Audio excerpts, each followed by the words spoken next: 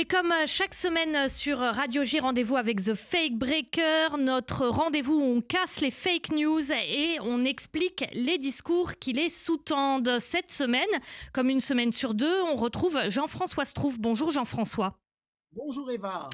Alors, évidemment, cette semaine, ce qui a créé beaucoup de polémiques, c'est le fameux geste d'Elon Musk.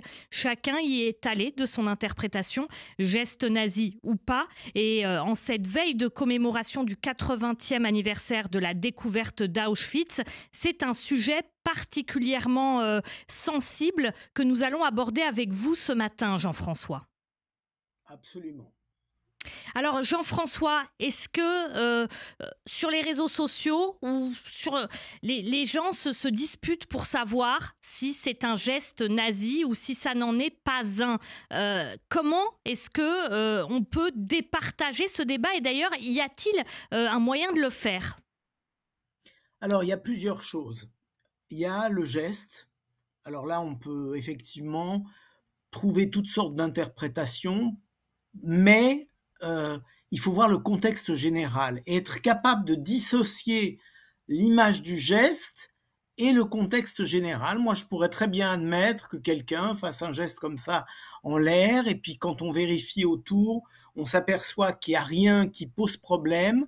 Mais là, au contraire, quand on regarde les textes, les plaisanteries, les références concernant Elon Musk, qui par exemple a fait un soutien déclaré à des groupes d'extrême droite en Europe, ça crée un contexte qui ne peut qu'aller dans le sens d'un salut hitlérien, parce qu'on n'est pas déconnecté du reste. Il y a un ensemble d'informations, notamment en tant que patron de X, où il a, je vais employer un terme que tout le monde va comprendre, recachérisé des comptes nazis et des comptes d'extrême droite et des comptes fascistes, et l'expression américaine qui est le mot dog whistle, sifflet de chien, qui signifie en clair, je fais un geste que celui qui comprend au quart de tour comprendra, même si les autres ne comprendront pas,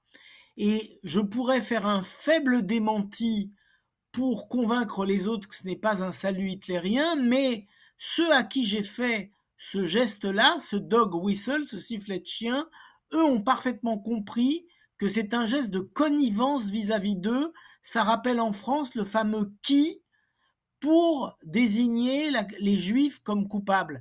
Donc le mot qui avec un point d'interrogation seul ne veut pas dire grand-chose, mais là on avait compris qu'il s'agissait aussi d'un sifflet de chien pour parler à l'extrême droite antisémite. Alors, ce qu'on pourrait dire aussi, c'est quand même Elon Musk a affiché son soutien à Israël après le 7 octobre. Il a même été invité en Israël où il s'est rendu dans les kibboutz. Il a dit qu'il fallait soutenir Israël, que c'était terrible ce qu'il s'était passé. Ça semble contradictoire avec ce que vous nous expliquez, Jean-François. Je pense que le personnage d'Elon Musk n'est pas le type le plus cohérent de la Terre, et quelqu'un qui est capable de rétablir le compte d'un Alain Soral peut se justifier d'aimer Israël, d'être très engagé, de soutenir Israël. Moi, je suis toujours extrêmement méfiant. Elon Musk a rétabli le compte d'Alain Soral? Oui, et un certain nombre d'autres comptes d'extrême droite, et il a fait des gestes très positifs envers des comptes.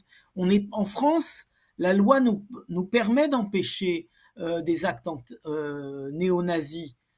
Je vous rappelle qu'aux États-Unis, on peut défiler dans les rues de Chicago déguisé en Waffen-SS ou en nazi, sans aucune difficulté. C'est une conception de la liberté d'expression qui est complètement à l'encontre de nos conceptions européennes.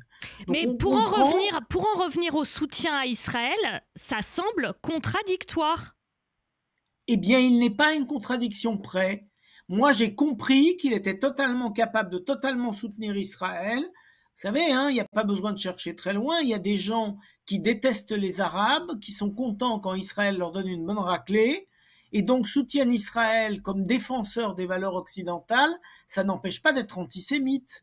On a des soutiens à Trump chez les évangélistes qui sont des soutiens fervents à Israël, et leur soutien est totalement incontestable, mais leur message, leur arrière-pensée clairement affirmée quand on lit leur texte, c'est qu'il faut que tous les juifs repartent en Israël et on convertit tout ce petit monde massivement au christianisme, et ça passe. Donc les contradictions dans les milieux extrémistes existent.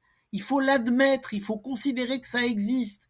Ça ne rend pas pour autant un salut nazi acceptable aux yeux de nos valeurs. Ce que je voudrais dire aux auditrices et aux auditeurs, c'est regarder si c'est acceptable pour vos valeurs, quel que soit le discours que vous entendez autour, est-ce que c'est conforme à vos valeurs, et notamment à vos valeurs laïques et républicaines en tant que citoyen français et en tant que juif pour les 80 ans de l'intervention américaine. J'aime pas le terme de libération du camp d'Auschwitz, il signifie pas grand-chose pour moi. La découverte. Enfin, l'arrivée des soldats alliés à Auschwitz, c'est pas vu ce qui s'est passé à Auschwitz, le mot libération est quelque peu problématique. Merci beaucoup Jean-François Strouf, donc qu'on retrouve une semaine sur 2 dans The Fake Breaker, la chronique hebdomadaire du dimanche où on casse les fake news et on explique les discours qui les sous-tendent. Merci Jean-François. Merci à vous. À dans 15 jours. À dans 15 jours.